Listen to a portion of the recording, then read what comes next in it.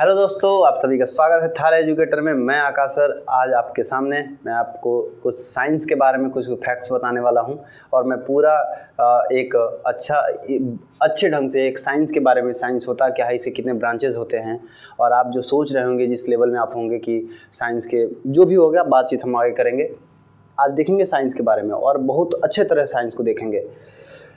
जैसा कि आप हमें अच्छा रिस्पांस दे रहे हैं, इसके लिए आपको तहे दिल से धन्यवाद। चलिए देखते हैं आगे। यहाँ पे है डेफिनेशन साइंस का लिखा हुआ है। ये डेफिनेशन है अ नॉलेज और information, this is the definition of the science. A knowledge और इंफॉर्मेशन विच वी गेन और get from experiments and observations is called science.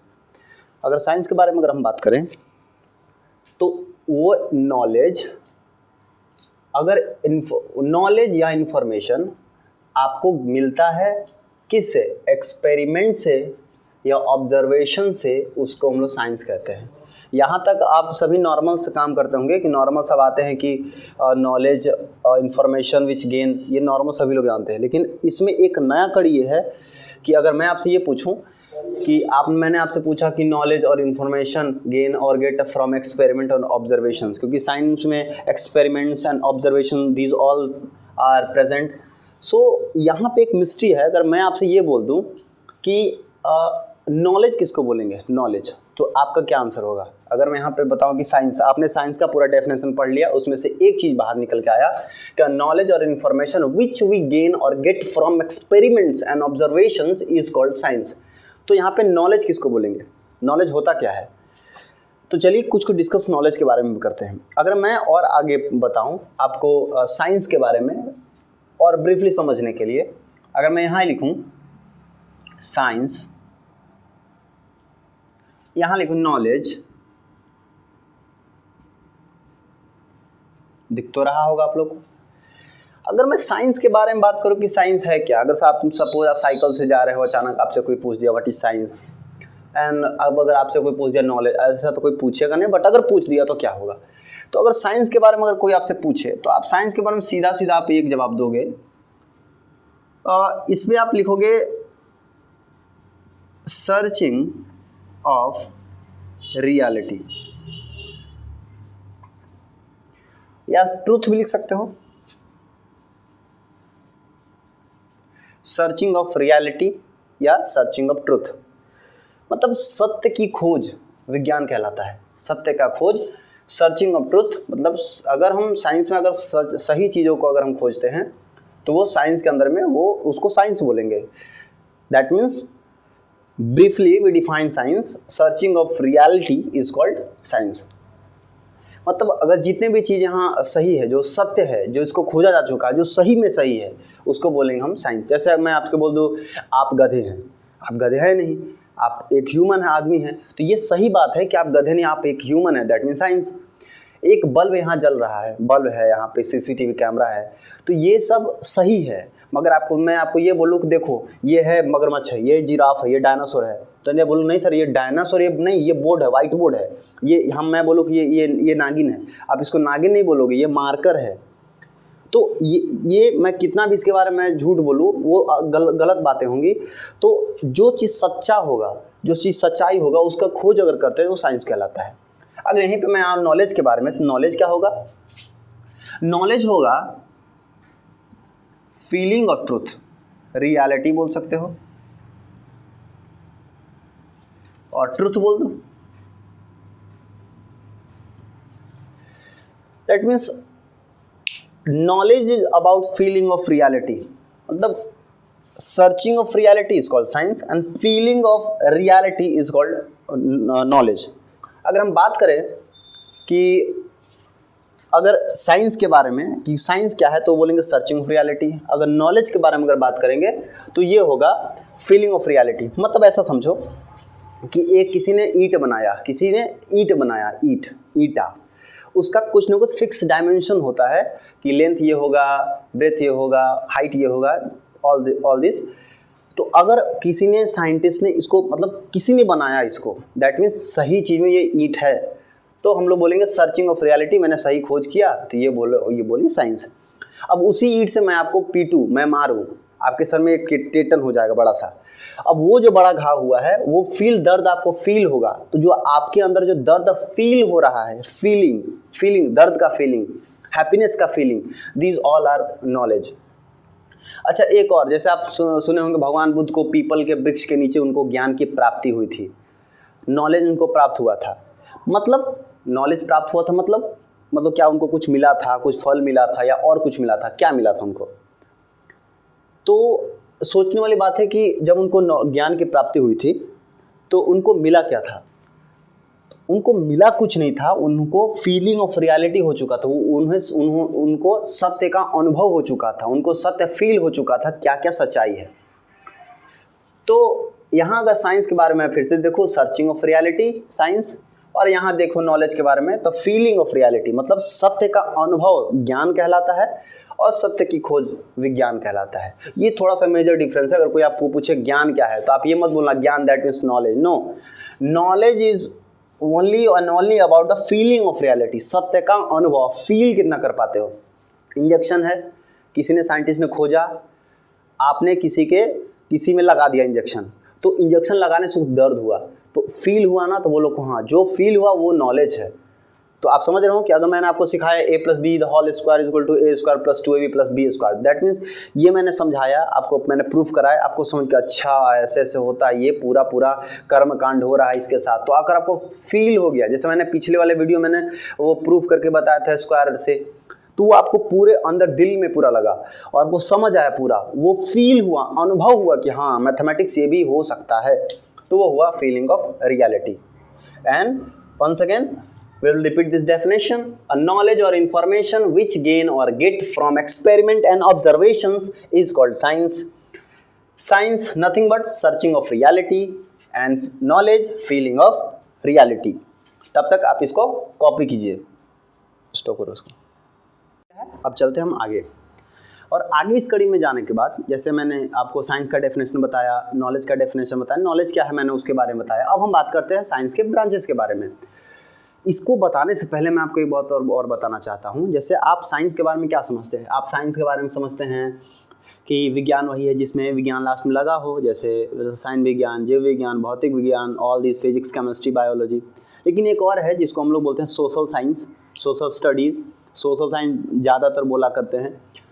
लेकिन वो कहाँ साइंस के प्रकार, हम क्यों नहीं पढ़ते हैं कि साइंस का 4 ब्रांचेस होते हैं, physics, chemistry, bio and one more is social science? क्यों हम नहीं पढ़ते हैं? हम 3 ही क्यों पढ़ते हैं? बाकी उसको क्यों नहीं साइंस में काउंट कर लेते हैं? क्यों बना दिया गया कि साइंस में 3 ही पार्ट पढ़ेंगे बुक में, एनसीईआरटी में, कि फिजिक्स रहेगा, केमिस्ट्री रहेगा एंड बायो रहेगा? बाकी हम क्यों नहीं पढ़ते हैं कि उसमें सोशल साइंस भी रहेगा, उसका अलग से सब्जेक्ट बनाया हुआ है? अच्छा, अब हम उसी के बारे में डिस्कस करेंगे कि वो साइंस है या नहीं है, क्या सामाजिक विज्ञान है भी या नहीं है, उसके बारे में चर्चा करते हैं। चलिए देखिए, साइंस के बारे में मैंने ट्रू साइंस, स्यूडो साइंस मैंने लिखा है। साइंस को हम पढ़ सकते हैं 2 में डिवाइड करके, true science and pseudo science, सत्य विज्ञान और छद्म विज्ञान। सत्य विज्ञान एंड छद्म विज्ञान, इसको छद्म विज्ञान कहा जाता है, मतलब आप बोल सकते हैं असत्य, झूठा विज्ञान, और ये होगा ट्रू साइंस, मतलब सत्य विज्ञान। अच्छा, ट्रू साइंस क्या है और स्यूडो साइंस क्या, मैं आपको बताता हूँ। ट्रू साइंस क्या है?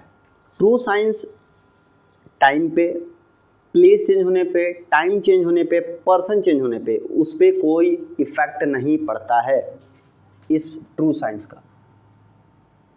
मतलब अगर ग्रेविटी, अगर यहाँ पे, अगर इस धरती पे, अगर हम यहाँ पे अगर जा रहे हैं, अगर किसी ऑब्जेक्ट को नीचे गिरा रहे हैं, वो भी धरती के नीचे जाएगा।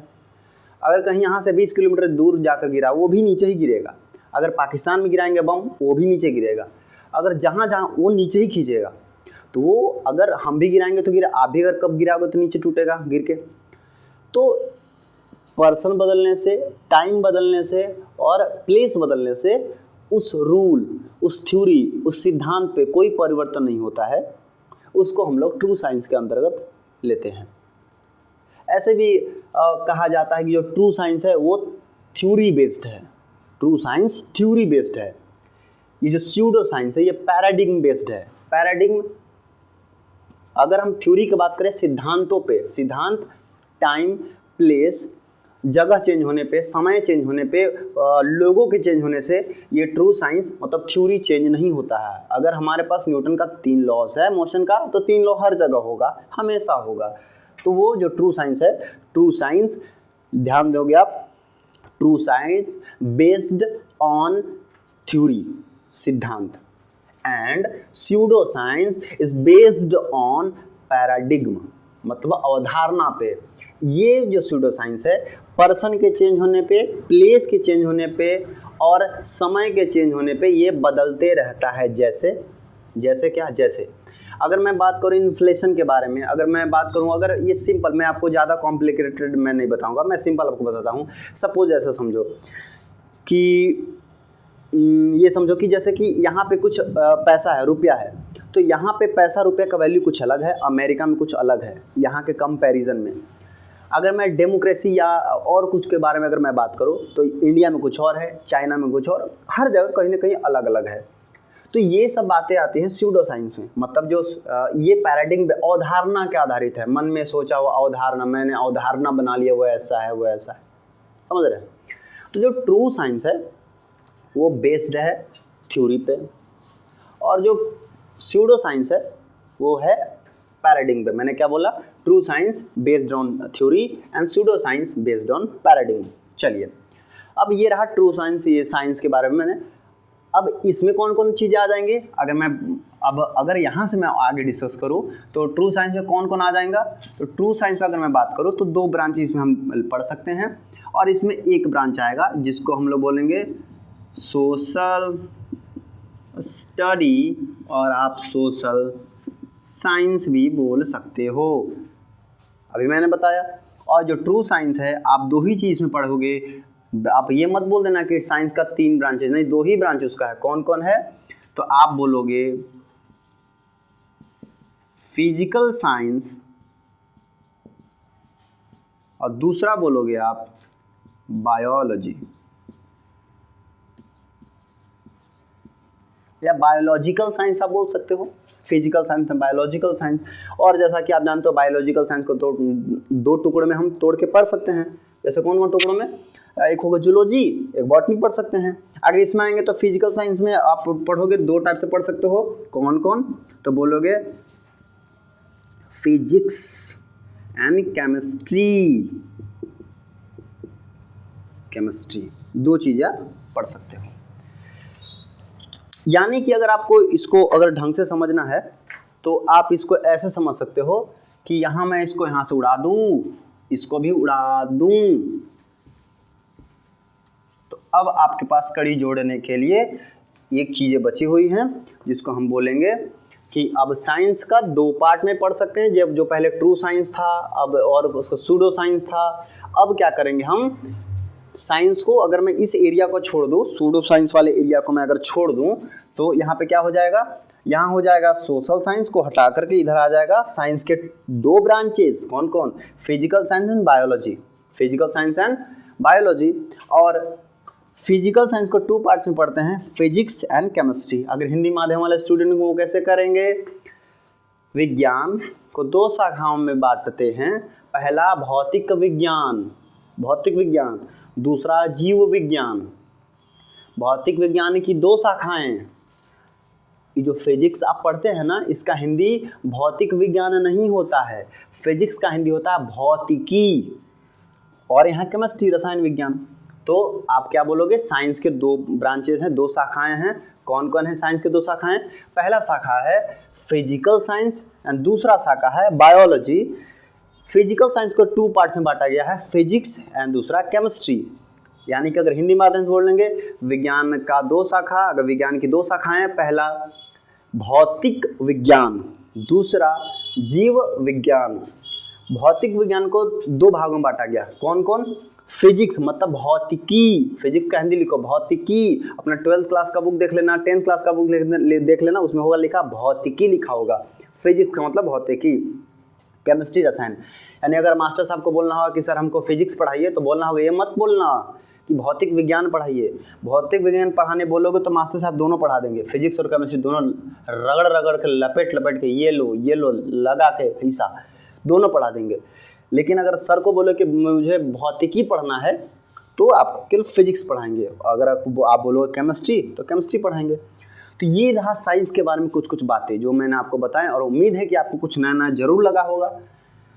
तो ये मैंने ब्रांचेस को अलग अलग बांट करके मैंने आपको बताया।